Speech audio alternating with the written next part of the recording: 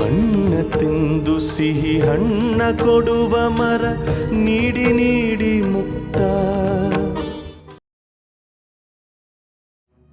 ಯಾರಲ್ಲಿ ರಕ್ತದ ಬಾಟ್ಲನ್ನ ಇಡಿಸಿರೋದು ಅಂತ ತಾವು ಹೇಳೋದು? 11 ಜನ 5 ಗಂಟೆಗಳ ಕಾಲ ಅವಿರತವಾಗಿ ಹುಡುಕಿದ್ರೂ ಸಿಗದೇ ಇದ್ದ ರಕ್ತದ ಬಾಟ್ಲನ್ನು 2 ನಿಮಿಷದಲ್ಲಿ ಹುಡುಕ ತೆಗೆದ್ರಲ್ಲ, ಅವರಿಗೆ ಈ ವಿಚಾರ ಚೆನ್ನಾಗಿ ಗೊತ್ತಿರೋದಕ್ಕೆ ಸಾಧ್ಯ ಅಲ್ವಾ your honour?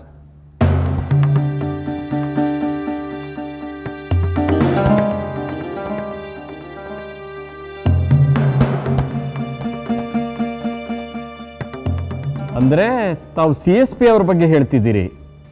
Objection your honour, objection. ತೇಜೋವಧೆ ಮಾಡುವಂತ, ಅವಮಾನ ಮಾಡುವಂತ ಬೇಸ್ಲೆಸ್ ಅಂಡ್ ಬಾಲ್ಡ್ ಅಲಿಗೇಷನ್ಸ್ ಮಾಡ್ತಾ ಇದ್ದಾರೆ your honour. I am a respectable member of the bar your honour. 10 ವರ್ಷದಿಂದ ಸತ್ಯನ ಉಳಿಸೋದಕ್ಕೋಸ್ಕರ, ನ್ಯಾಯನ ಉಳಿಸೋದಕ್ಕೋಸ್ಕರ ನ್ಯಾಯಾಲಯಗಳಲ್ಲಿ ಕೆಲಸ ಮಾಡಿದ್ದೀನಿ ಯುವರ್ ಆನರ್. 24 ಜನ ನಿರಪರಾಧಿಗಳನ್ನ ವ್ಯವಸ್ಥೆಯ ಪಿತೂರಿಯಿಂದ ಬಚಾವ್ ಮಾಡಿ ಕೊಲೆ ಆರೋಪದಿಂದ ಮುಕ್ತ ಮಾಡೋದಕ್ಕೆ ಸಹಾಯ ಮಾಡಿದ್ದೀನಿ ಯುವರ್ ಆನರ್. ಅಂಥ ನನ್ನ ಬಗ್ಗೆ ಸುಳ್ಳು ಸಾಕ್ಷಿ ಸೃಷ್ಟಿ ಮಾಡಿದ್ದೀನಿ ಅನ್ನೋ ಥರ ಬೇಸ್ಲೆಸ್ ಅಂಡ್ ಬಾಲ್ಡ್ ಅಲಿಗೇಷನ್ಸ್ ಮಾಡಿ ತೇಜೋವಧೆ ಮಾಡ್ತಿದ್ದಾರೆ ಯುವರ್ ಆನರ್. ದಯಾಶಂಕರ್ ಪಾಟೀಲ್ ಅವರು ಡಿಫಮೇಟರಿ ಸ್ಟೇಟ್ಮೆಂಟ್ಸ್ ಮಾಡ್ತಾ ಇದ್ದಾರೆ ಯುವರ್ ಆನರ್. ಎಲ್ಲ ಯುವರ್ ಆನರ್, ನಾನು ಬೇಸ್ಲೆಸ್ ಅಲಿಗೇಷನ್ಸ್ ಮಾಡ್ತಾ ಇಲ್ಲ. CSP ಅವರು ದಯವಿಟ್ಟು ತಪ್ಪು ತಿಳ್ಕೋಬಾರ್ದು. CSP ಅವರ ಬಗ್ಗೆ ನನಗೆ ಅಪಾರವಾದ ಗೌರವ ಇದೆ ಯುವರ್ ಆನರ್, ಮೆಚ್ಚುಗೆ ಇದೆ. ಅವರು ನ್ಯಾಯವನ್ನು ಎತ್ತಿ ಹಿಡಿಯುವಂತಹ ಅನೇಕ ಮೊಕದ್ದಮೆಗಳನ್ನು ನಡೆಸಿದ್ದಾರೆ, ನಾನು ಇಲ್ಲ ಅಂತ ಹೇಳಲ್ಲ. ಆದರೆ ಇಲ್ಲಿ ಮಾತ್ರ ನ್ಯಾಯವನ್ನು ಉಳಿಸ್ತೀನಿ ಅನ್ನೋ ಭ್ರಮೆಯಲ್ಲಿ ಅವರು ಸ್ಪಷ್ಟವಾಗಿ ಕಾನೂನನ್ನು ಮುರಿದಿರುವಂತಹ ಅಂಶ ಬೆಳಕಿಗೆ ಬಂದಿದೆ ಯುವರ್ ಆನರ್. ನನಗೆ ನ್ಯಾಯ ಮುಖ್ಯ ಯುವರ್ ಆನರ್, ಕಾನೂನು ಮುಖ್ಯ. ನಾನು CSP ಅವರ ತೇಜೋವಧೆಯನ್ನು ಮಾಡ್ತಾ ಇಲ್ಲ. ಆದರೆ ವಿಚಾರಣೆಯ ಸಂದರ್ಭದಲ್ಲಿ ಬೆಳಕಿಗೆ ಬಂದಂತಹ ಅಂಶಗಳನ್ನು ಮಾತ್ರ ಕೋರ್ಟ್ ಮುಂದೆ ಹೇಳೋದಕ್ಕೆ ಇಷ್ಟಪಡ್ತಾ ಇದ್ದೇನೆ. ಅಲ್ಲಿವರೆಗೂ CSP ಅವರು ದಯವಿಟ್ಟು ಶಾಂತ ರೀತಿಯಿಂದ ಕೂತ್ಕೋಬೇಕು ಅಂತ ಪ್ರಾರ್ಥಿಸ್ಕೋತೇನೆ.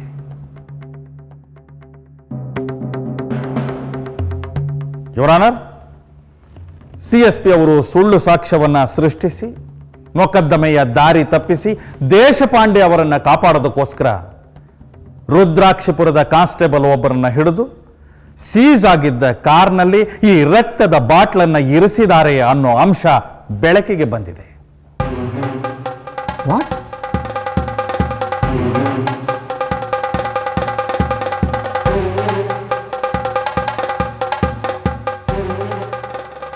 I think this is too far fetched. CSP ಅವರಿಗೆ ಹಾಗೆ ಮಾಡೋ ಅವಶ್ಯಕತೆ ಏನಿದೆ? ಇದರಿಂದ ಅವರು ದೇಶಪಾಂಡೆ ಅವರನ್ನು ಉಳಿಸೋದಕ್ಕೆ ಹೇಗೆ ಸಾಧ್ಯ? ನನಗೇನು ಅರ್ಥ ಆಗ್ತಾ ಇಲ್ಲ ಯುವರ್ ಆನರ್. ದೇಶಪಾಂಡೆ ಸಾಹೇಬರ ವಿರುದ್ಧ ಇದ್ದ ಸಾಕ್ಷಿಗಳಲ್ಲಿ ಅತ್ಯಂತ ಬಲವಾದ ಸಾಕ್ಷಿ ಇದ್ದದ್ದು 2 ವಿಚಾರಗಳಲ್ಲಿ your honour. That is apart from the motive. ಮೊದಲನೇದು ರಿವಾಲ್ವರ್. ರಾಜು ಸತ್ತಿರೋದು ಬುಲೆಟ್ 8ನಿಂದ. ಅವನ ದೇಹದಲ್ಲಿ 2 ಬುಲೆಟ್ಗಳು ಸಿಕ್ಕಿವೆ. ಮತ್ತೆ ಆ 2 ಬುಲೆಟ್ಗಳು ದೇಶಪಾಂಡೆ ಸಾಹೇಬರಿಗೆ ಸರ್ಕಾರದವರು ಇಶ್ಯೂ ಮಾಡಿದ ಬುಲೆಟ್ಗಳು. ಆ ಬುಲೆಟ್ಗಳು ದೇಶಪಾಂಡೆ ಸಾಹೇಬರ ರಿವಾಲ್ವರ್ ಇಂದಾನೆ ಫೈರ್ ಆಗಿವೆ ಅಂತ ಹೇಳಿ ಬ್ಯಾಲಿಸ್ಟಿಕ್ ರಿಪೋರ್ಟ್ ಹೇಳುತ್ತೆ. ಇದು ದೇಶಪಾಂಡೆ ಸಾಹೇಬರ ವಿರುದ್ಧ ಇರುವಂತಹ ಒಂದು ಅತ್ಯಂತ ಪ್ರಬಲವಾದ ಸಾಕ್ಷ್ಯ. ಇದಕ್ಕಿಂತಲೂ ಬಹಳ ಮುಖ್ಯವಾದಂತಹ ಪ್ರಬಲವಾದ ಸಾಕ್ಷಿ ಅಂತಂದ್ರೆ ದೇಶಪಾಂಡೆ ಅವರ ಶರ್ಟ್ ಮೇಲಿದ್ದ ರಕ್ತದ ಕಲೆಗಳು ಯುವರ್ ಆನರ್. ಕೊಲೆ ಆದ ರಾತ್ರಿ ರುದ್ರಾಕ್ಷಿಪುರದಿಂದ ದೇಶಪಾಂಡೆ ಸಾಹೇಬರು ವಾಪಸ್ ಬಂದಾಗ ಅವರ ಶರ್ಟ್ ಮೇಲೆ ರಕ್ತದ ಕಲೆಗಳಿದ್ವು. ಅದು ದೇಶಪಾಂಡೆ ಸಾಹೇಬರು ರಾಜುವಿಗೆ ಫೈರ್ ಮಾಡಿದಾಗ ಹಾರಿದ ರಕ್ತ. ದೇಶಪಾಂಡೆ ಅವರ ಶರ್ಟ್ ಮೇಲೆ ರಕ್ತದ ಕಲೆಗಳಿದ್ವು ಅಂತ ಕೋರ್ಟಲ್ಲಿ ಸಾಕ್ಷಿ ಹೇಳಿರೋದು ಬೇರೆ ಯಾರು ಅಲ್ಲ ಯುವರ್ ಆನರ್, ದೇಶಪಾಂಡೆ ಸಾಹೇಬರ ಧರ್ಮಪತ್ನಿ ಜಯಲಕ್ಷ್ಮಿ ದೇಶಪಾಂಡೆ ಅವರು. ಅದನ್ನು ನಾವು ನಂಬದೇ ಇರೋದಕ್ಕೆ ಸಾಧ್ಯನೇ ಇಲ್ಲ. ಆದರೆ CSP ಅವರು ಯಾಕೋ ಅವರ ಕ್ರಾಸ್ ಎಕ್ಸಾಮಿನೇಷನ್ ಮಾಡಲೇ ಇಲ್ಲ. ಆ ರಕ್ತ ರಾಜು ದೇಹದ್ದೇ ಅಂತ ಹೇಳಿ ಫೋರೆನ್ಸಿಕ್ ಲ್ಯಾಬ್ ರಿಪೋರ್ಟ್ ಹೇಳುತ್ತೆ ಯುವರ್ ಆನರ್. ಇನ್ನು A2 ಶಶಿಕಾಂತ, ಅವನ ಶರ್ಟ್ ಮೇಲೂ ಕೂಡ ರುದ್ರಾಕ್ಷಪುರದಿಂದ ವಾಪಸ್ ಬಂದಾಗ ರಕ್ತದ ಕಲೆಗಳಿದ್ವು. ಅದನ್ನ ಶಶಿಕಾಂತನ ಸಹೋದರಿ ಶಾಂಭವಿ ಅವರು ಇಲ್ಲಿ ಕೋರ್ಟ್ ಮುಂದೆ ಬಂದು ಸಾಕ್ಷಿ ಹೇಳಿದ್ರು. ಆದರೆ CSP ಅವರು ಶಾಂಭವಿ ಅವರ ಕ್ರಾಸ್ ಎಕ್ಸಾಮಿನೇಷನ್ ಮಾಡಲಿಲ್ಲ ಮತ್ತು ಈ ಅಂಶವನ್ನು ಅಲ್ಲಗಳಿಲಿಲ್ಲ. ಹಾಗಾಗಿ ಆ ಶರ್ಟ್ಗಳ ಮೇಲೆ ರಕ್ತದ ಕಲೆ ಇದ್ದದ್ದು ಸತ್ಯ. ಮತ್ತು ಆ ರಕ್ತ ರಾಜು ದೇಹದ್ದೇ ಅನ್ನೋದು ಫೋರೆನ್ಸಿಕ್ ಲ್ಯಾಬ್ ರಿಪೋರ್ಟ್ ಇಂದ ಸಾಬೀತಾಗಿದೆ. CSP ಅವರು ಕೋರ್ಟಲ್ಲಿ ಸಾಕಷ್ಟು ಡ್ರಾಮಾ ಮಾಡಿ ಬೇರೆ ಸರ್ಕಮ್ಸ್ಟಾನ್ಷಿಯಲ್ ಎವಿಡೆನ್ಸ್ಗಳ ಬಗ್ಗೆ ಡೌಟ್ ಹುಟ್ಟಿಸುವಂತಹ ಪ್ರಯತ್ನವನ್ನು ಮಾಡಿರಬಹುದು. ಆದರೆ ಶರ್ಟ್ ಮೇಲಿದ್ದ ಈ ರಕ್ತದ ಕಲೆಗಳ ಸಾಕ್ಷ್ಯವನ್ನು ಯಾವುದೇ ರೀತಿಯಿಂದನೂ ಡಿಮಾಲಿಷ್ ಮಾಡೋದಕ್ಕೆ ಅವರಿಗೆ ಸಾಧ್ಯ ಇರಲಿಲ್ಲ, ಯುವರ್ ಆನರ್. ಯಾಕೆಂದ್ರೆ ಕೋರ್ಟಲ್ಲಿ ಸಾಕ್ಷಿ ಹೇಳಿರೋದು ದೇಶಪಾಂಡೆ ಸಾಹೇಬರ ಧರ್ಮಪತ್ನಿ ಜಯಲಕ್ಷ್ಮಿ ಅವರು ಮತ್ತೆ ಶಶಿಕಾಂತನ ಸೋದರಿ ಶಾಂಭವಿ ಅವರು. ಪ್ರಾಸಿಕ್ಯೂಷನ್ ಕೇಸ್ ಈ ವಿಚಾರದಲ್ಲಿ ತುಂಬಾ ಸ್ಟ್ರಾಂಗ್ ಆಗಿದೆ, ಯುವರ್ ಆನರ್. ಇದೊಂದು ಪಾಯಿಂಟ್ ಮೇಲೆನೆ ದೇಶಪಾಂಡೆ ಸಾಹೇಬರಿಗೆ ಶಿಕ್ಷೆ ಕೊಡಬಹುದು, ಅಷ್ಟು ಸ್ಟ್ರಾಂಗ್ ಆಗಿದೆ ಈ ಪಾಯಿಂಟ್. ಇದರಿಂದ ಹೇಗೆ ತಪ್ಪಿಸ್ಕೊಳ್ಳೋದು? ಇದಕ್ಕೇನು ಎಕ್ಸ್ಪ್ಲನೇಷನ್? ಕಾರ್ನಲ್ಲಿ ಒಂದು ರಕ್ತದ ಬಾಟಲ್ ಸಿಕ್ಕಿಬಿಟ್ರೆ ಆಗ ರಾಜು ಕೊಲೆಯನ್ನ ಬೇರೆ ಯಾರೋ, ಅಂದ್ರೆ ಈ ಭೋಜ ಸೋಮ ಇಂಥವರು ಯಾರೋ ಮಾಡಿ ಆಮೇಲೆ ರಾಜು ದೇಹದಿಂದ ರಕ್ತನ ತೆಗೆದು ಒಂದು ಬಾಟ್ಲಲ್ಲಿ ಸಂಗ್ರಹಿಸಿ ಇಟ್ಕೊಂಡು ಅವತ್ತು ಕಾರ್ನಲ್ಲಿ ದೇಶಪಾಂಡೆ ಸಾಹೇಬರ ಶರ್ಟ್ ಮೇಲೆ ಶಶಿಕಾಂತನ ಶರ್ಟ್ ಮೇಲೆ ಆ ರಕ್ತವನ್ನು ಬಳಿದ್ರು, ಅವರಿಗೆ ಗೊತ್ತಾಗದ ಹಾಗೆ. ಆಮೇಲೆ ಆ ಬಾಟ್ಲನ್ನ ಕಾರಲ್ಲೇ ಮರೆತು ಬಿಟ್ರು ಅಂತ ಕತೆ ಕಟ್ಟಿಬಿಡ್ಬೋದು.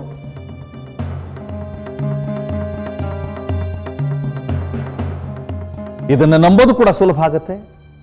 ಇದರಿಂದ ಏನಾಗುತ್ತೆ? ಪ್ರಾಸಿಕ್ಯೂಷನ್ ಅತ್ಯಂತ ಸ್ಟ್ರಾಂಗ್ ಪಾಯಿಂಟ್ ಬಿದ್ದು ಹೋಗ್ಬಿಡುತ್ತೆ, ಮತ್ತೆ ದೇಶಪಾಂಡೆ ಸಾಹೇಬರ ಬಿಡುಗಡೆ ಸುಲಭ ಆಗಿಬಿಡುತ್ತೆ. ಈ ಕಾರಣಕ್ಕಾಗಿ CSP ಅವರು ಕಾರ್ನಲ್ಲಿ ರಕ್ತದ ಬಾಟ್ಲನ್ನು ಇರಿಸಿದ್ರು, your honour.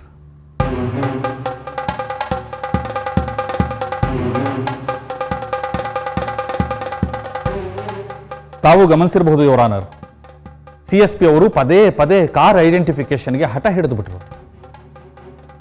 Actually it was not a big issue at all, it was undisputed. ಆದರೆ ಈ ಕಾರ್ ಐಡೆಂಟಿಫಿಕೇಶನ್ ನೆಪದಲ್ಲಿ ಕಾರಲ್ಲಿದ್ದ ರಕ್ತದ ಬಾಟ್ಲನ್ನು ತೆಗೆದು ತೋರಿಸೋದು ಅವರ ಉದ್ದೇಶ. ಇಲ್ಲದೇ ಇದ್ರೆ 11 ಜನ 5 ಗಂಟೆಗಳ ಕಾಲ ಸತತವಾಗಿ ಹುಡುಕದಾಗಲೂ ಸಿಗದೇ ಇದ್ದ ರಕ್ತದ ಬಾಟಲ್ CSP ಅವರಿಗೆ 2 ನಿಮಿಷದಲ್ಲಿ ಸಿಗೋದಕ್ಕೆ ಹೇಗೆ ಸಾಧ್ಯ, ಯುವರ್ ಆನರ್? ಯಾಕೆಂದ್ರೆ ಅವರಿಗೆ ಅದು ಅಲ್ಲಿತ್ತು ಅಂತ ಗೊತ್ತಿತ್ತು. ಆಮೇಲೆ ಇನ್ನೊಂದು ಅಂಶ ಗಮನಿಸಿ, ಯುವರ್ ಆನರ್, ವಿಚಾರಣೆ ಸಮಯದಲ್ಲಿ PW1 ಸ್ವಾಮಿದೇವ ಅವರ ಮಾತೆಲ್ಲ ಸುಳ್ಳು ಅಂತ ಹೇಳಿ CSP ಅವರು ಪ್ರೂವ್ ಮಾಡ್ತಾರೆ. ಆಮೇಲೆ ಅದೇ ಸ್ವಾಮಿದೇವ ಅವರನ್ನ ಕಾರ್ ಐಡೆಂಟಿಫಿಕೇಶನ್ಗೋಸ್ಕರ ಕರೆಸ್ತಾರೆ. ಇದರಿಂದಾನೇ ಗೊತ್ತಾಗೋದಿಲ್ವಾ, ಯುವರ್ ಆನರ್, CSP ಅವರಿಗೆ ಆ ರಕ್ತದ ಬಾಟ್ಲ ಬಗ್ಗೆ ಸಂಪೂರ್ಣವಾದ ತಿಳುವಳಿಕೆ ಇತ್ತು ಅನ್ನುವಂಥ ಅಂಶ.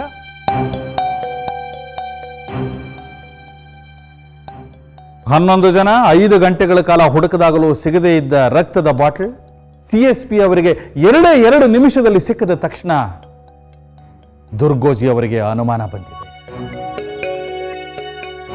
ಯಾಕೆಂದ್ರೆ ಸೀಸ್ ಮಾಡಿದ ಕಾರು ನಿಂತಿದ್ದು ಪೊಲೀಸ್ ಸ್ಟೇಷನ್ ಮುಂದೆನೆ. ಏನೋ ನಡೀಬಾರದು ನಡೆದಿದೆ ಅಂತ ಅನ್ನಿಸಿ ತಕ್ಷಣನೇ ದುರ್ಗೋಜಿ ಅವರು ಮೇಲಧಿಕಾರಿಗಳಿಗೆ ರಿಪೋರ್ಟ್ ಮಾಡಿದ್ದಾರೆ. ಜೂರಿಸ್ಡಿಕ್ಷನಲ್ DYSP ಅವರು ವಿಚಾರಣೆ ನಡೆಸಿದಾಗ ರುದ್ರಾಕ್ಷಪುರದ ಒಬ್ಬ ಪೊಲೀಸ್ ಕಾನ್ಸ್ಟೇಬಲ್ ತಪ್ಪನ್ನು ಒಪ್ಪಿಕೊಂಡಿದ್ದಾನೆ.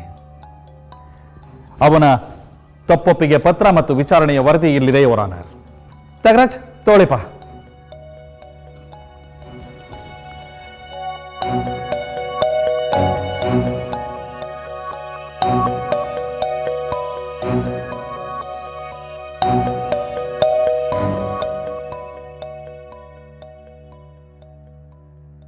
ದೇಶಪಾಂಡೆ ಅವರನ್ನ ರಕ್ಷಿಸೋದಕ್ಕೋಸ್ಕರ CSP ಅವರು ಕೆಲವು ದಿವಸಗಳ ಹಿಂದೆ ನೈಟ್ ಡ್ಯೂಟಿಲಿದ್ದ ರಾಮಾಂಜನೇಯ ಅನ್ನೋ ಪೊಲೀಸ್ ಕಾನ್ಸ್ಟೇಬಲ್ ಅನ್ನು ಹಿಡಿದು ಈ ರಕ್ತದ ಬಾಟ್ಲನ್ನು ಕಾರಲ್ಲಿ ಇರಿಸೋ ವ್ಯವಸ್ಥೆ ಮಾಡಿದ್ದಾರೆ ಅನ್ನೋ ಅಂಶ ಈ ವಿಚಾರಣೆಯಲ್ಲಿ ಬೆಳಕಿಗೆ ಬಂದಿದೆ, ಯುವರ್ ಆನರ್.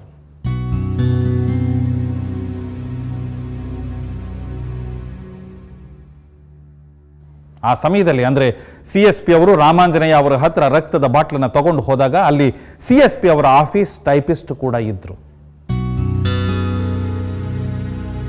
ಯುವರ್ ಆನರ್, ನಾನು ಶ್ರೀ ರಾಮಾಂಜನೇಯ ಅವರನ್ನ, CSP ಅವರ ಆಫೀಸ್ ಟೈಪಿಸ್ಟ್ ಶ್ರೀಮತಿ ಶಾರದಾ ಶ್ರೀಕಂಠಮೂರ್ತಿ ಅವರನ್ನ ಸಾಕ್ಷಿಗಳಾಗಿ ಕರೀತಾ ಇದ್ದೀನಿ. ಅದಕ್ಕಾಗಿ ಅರ್ಜಿ ಹಾಕ್ತಾ ಇದ್ದೀನಿ ಯುವರ್ ಆನರ್. ಅವರು ಕೂಡ ಈ 3 ಜನ ಆರೋಪಿಗಳ ಜೊತೆಯಲ್ಲಿ ನಿಂತು ಆರೋಪನ ಎದುರಿಸಬೇಕಾಗತ್ತೆ ಯುವರ್ ಆನರ್.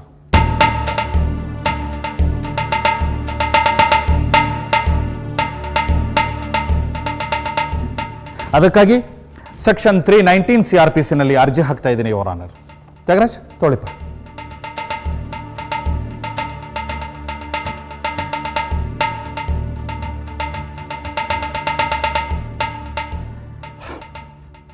ಈ ಅರ್ಜಿನ ಹಾಕೋದಕ್ಕೆ ನನಗೂ ತುಂಬ ಬೇಸರ ಆಗ್ತಾ ಇದೆ your honour.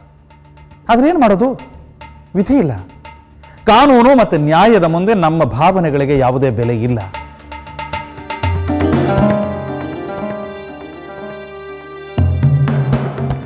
Really my sympathies are with him.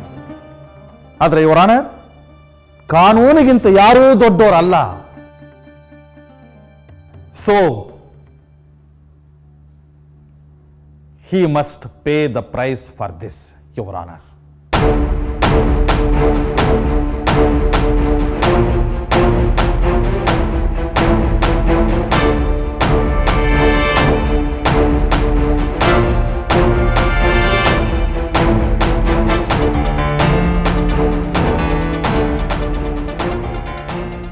ನಾವೇನು ಹೇಳ್ತೀರಿ CSP ಅವರೇ?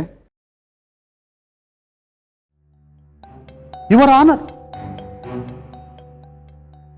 ಎನ್ಕ್ವೈರಿಯಲ್ಲಿ ಹೊರಬಂದ ಅಂಶ ನಾನು ಆರೋಪಿ ಅಂತ. ಆದರೆ ಆ ಎನ್ಕ್ವೈರಿಗೆ ನಾನು ಪಾರ್ಟಿ ಅಲ್ವೇ ಅಲ್ಲ. ನನ್ನ ಕರೆಸಿ ಅವರು ವಿಚಾರಣೆ ಮಾಡಲೇ ಇಲ್ಲ. ನನ್ನ ಗೈರು ಹಾಜರಿಯಲ್ಲಿ ನನ್ನ ಮೇಲೆ ಎನ್ಕ್ವೈರಿ ಮಾಡಿ ನನ್ನನ್ನು ಆರೋಪಿ ಅಂತ ಹೇಳ್ತಾ ಇದ್ದಾರೆ. ಅಂಥ ಎನ್ಕ್ವೈರಿ ಅದು ಸಿಂಧುನಾಯವರ. ಆರೋಪಿಯನ್ನಿಟ್ಟುಕೊಳ್ಳದೆ ಮಾಡುವ ಯಾವ ಎನ್ಕ್ವೈರಿಯೂ ಸಿಂಧು ಅಲ್ಲ ಅಂತ ಸುಪ್ರೀಂ ಕೋರ್ಟ್ ಸಹಸ್ರ ಡಿಸಿಷನ್ಗಳು ಹೇಳಿದೆ. ತಮಗೂ ಗೊತ್ತಿದೆ ಯುವರ್ ಆನರ್. ಯುವರ್ ಆನರ್, ಇಲ್ಲಿ ಮತ್ತೊಂದು ವಿಚಾರವನ್ನು ನಾನು ತಮ್ಮ ಅವಗಾಹನೆಗೆ ತರೋದಕ್ಕೆ ಇಷ್ಟಪಡ್ತೇನೆ. ಅವರು 319 CRPC ನಲ್ಲಿ ನನ್ನನ್ನ ಆರೋಪಿಯನ್ನಾಗಿ ನಿಲ್ಲಿಸಬೇಕು ಉಳಿದ ಆರೋಪಿಗಳ ಜೊತೆ ಅಂತ ಹೇಳ್ತಾ ಇದ್ದಾರೆ. ಏನಪ್ಪ 319 CRPC ಕೂಡ ಎಲ್ಲಿ?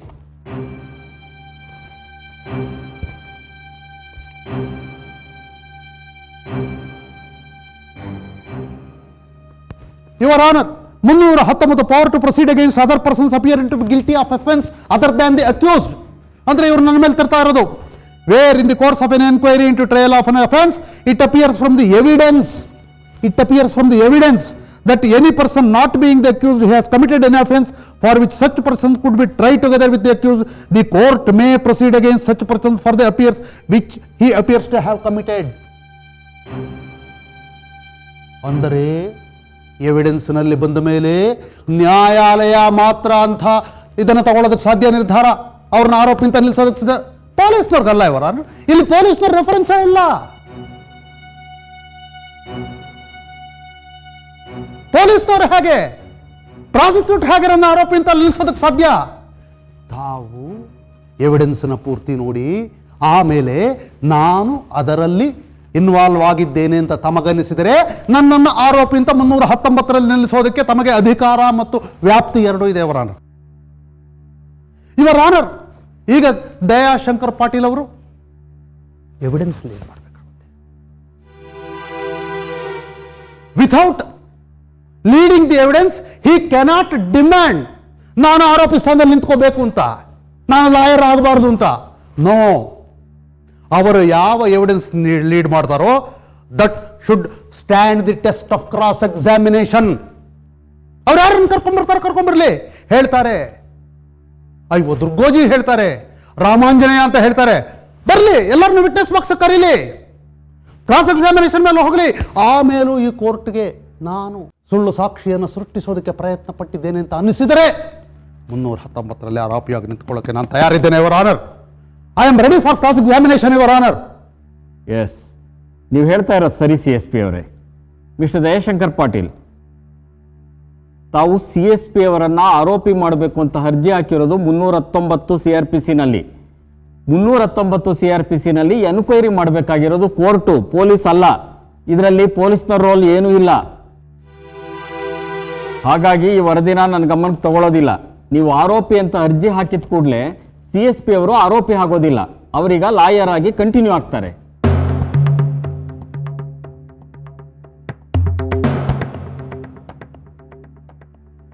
ಅವರನ್ನು ಆರೋಪಿಯಾಗಿ ಈಗ ನಿಲ್ಲಿಸೋದಕ್ಕಾಗೋದಿಲ್ಲ.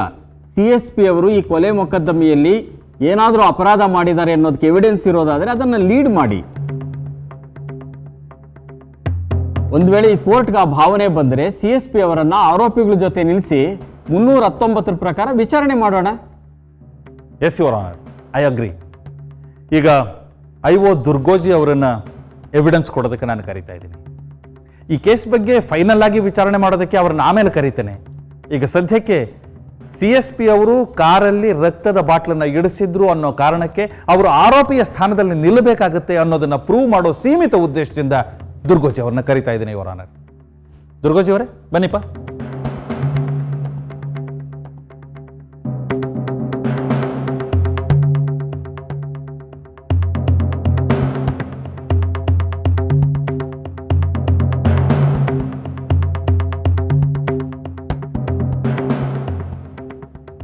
ಹೇಳಿದಾಗೆ ಹೇಳಬೇಕು. ಸತ್ಯವನ್ನೇ ಹೇಳುತ್ತೇನೆ. ಸತ್ಯವನ್ನೇ ಹೇಳುತ್ತೇನೆ. ಸತ್ಯವಲ್ಲದೆ ಬೇರೇನನ್ನು ಹೇಳುವುದಿಲ್ಲ. ಸತ್ಯವಲ್ಲದೆ ಬೇರೇನನ್ನೂ ಹೇಳುವುದಿಲ್ಲ. ನಾನು ಹೇಳುವುದೆಲ್ಲ ಸತ್ಯ. ನಾನು ಹೇಳುವುದೆಲ್ಲ ಸತ್ಯ.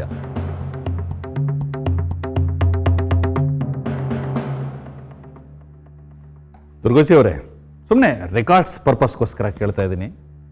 ತಮ್ಮ ಹೆಸರು ಮತ್ತು ಉದ್ಯೋಗ? ನನ್ನ ಹೆಸರು ದುರ್ಗೋಜಿ ಕೆಂಡವಾಡ ಅಂತ. ರುದ್ರಾಕ್ಷಿಪುರದ ಪೊಲೀಸ್ ಸ್ಟೇಷನ್ನಲ್ಲಿ SHO ಆಗಿ ಕೆಲಸ ಮಾಡ್ತಾ ಇದ್ದೀನಿ. SHO ಅಂದರೆ? ಸ್ಟೇಷನ್ ಹೌಸ್ ಆಫೀಸರ್ ಅಂತ. ಸರ್ಕಲ್ ಇನ್ಸ್ಪೆಕ್ಟರ್ ಅಂತ ಕರೀತಾರಲ್ಲ ಅದು. ರಾಜು ಮರ್ಡರ್ ಕೇಸಲ್ಲಿ ತಾವು ಇನ್ವೆಸ್ಟಿಗೇಟಿಂಗ್ ಆಫೀಸರ್ ಆಗಿ ಕೆಲಸ ಮಾಡ್ತಾ ಇದ್ದೀರಾ? ಹೌದು. ಈ ಕೇಸ್ಗೆ ಸಂಬಂಧಪಟ್ಟಂತಹ ಬೇರೆ ವಿಚಾರಗಳಿಂದ ನಾನು ಕೇಳೋದಕ್ಕೆ ಹೋಗೋದಿಲ್ಲ. ಬೇರೆ ಈ ರಕ್ತದ ಬಾಟ್ಲಿಗೆ ಸೀಮಿತವಾಗಿ ನಾನು ಪ್ರಶ್ನೆ ಕೇಳ್ತೀನಿ ಅಷ್ಟೇ, ಕೊಲೆ ಬಗ್ಗೆ ಅಲ್ಲ. ಸರಿ ಸರ್. ನೋಡಿ ದುರ್ಗೋಜಿ ಅವರೇ, ಈಗ ಕೋರ್ಟ್ಗೆ 4 ದಿವಸ ರಜೆ ಇತ್ತು.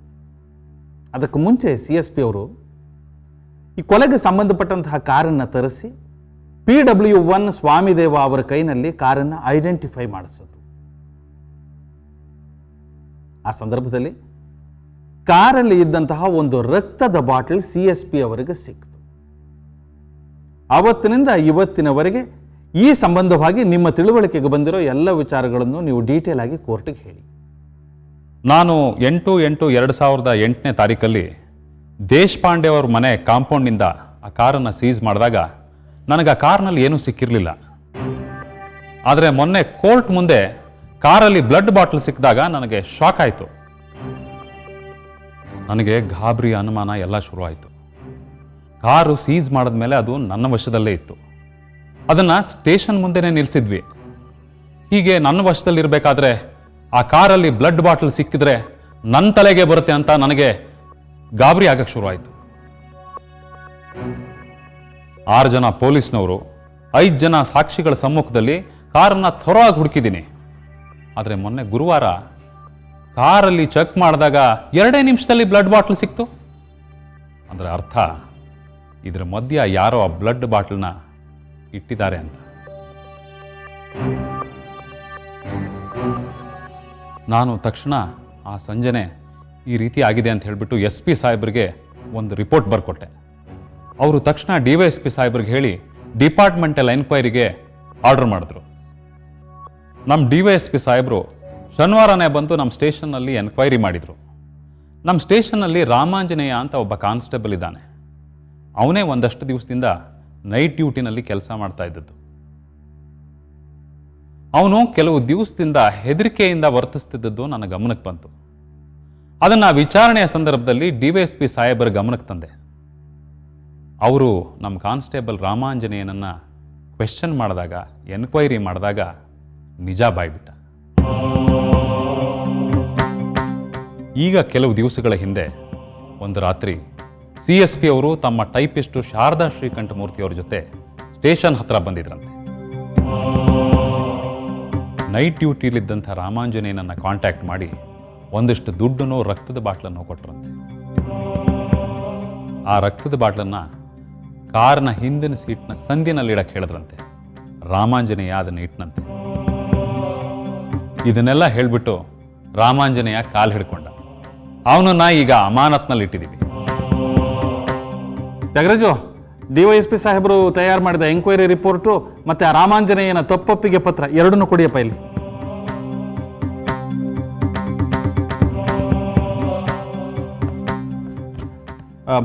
ನೋಡಿ ದುರ್ಗೋಜಿ ಅವರೇ, ಇದೇನಾ ಆ ಎಂಕ್ವೈರಿ ರಿಪೋರ್ಟ್ ಮತ್ತೆ ರಾಮಾಂಜನೇಯನ ತಪ್ಪೊಪ್ಪಿಗೆ ಪತ್ರ? ನೋಡಿ ದುರ್ಗೋಜಿ ಅವರೇ, ನೋಡಿ.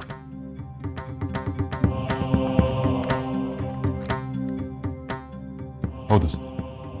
ನೋಡಿ ನೋಡಿ, ಇದು ಇದೇನಾ ಎಂಕ್ವೈರಿ ರಿಪೋರ್ಟು? ಹೌದು ಸರ್. ಕೊಡಿ ತ್ಯಾಗರಾಜು, ತಗೊಳ್ಳಿಪ್ಪ, ಇದನ್ನು ಮಾರ್ಕ್ ಮಾಡಿಬಿಡಿ.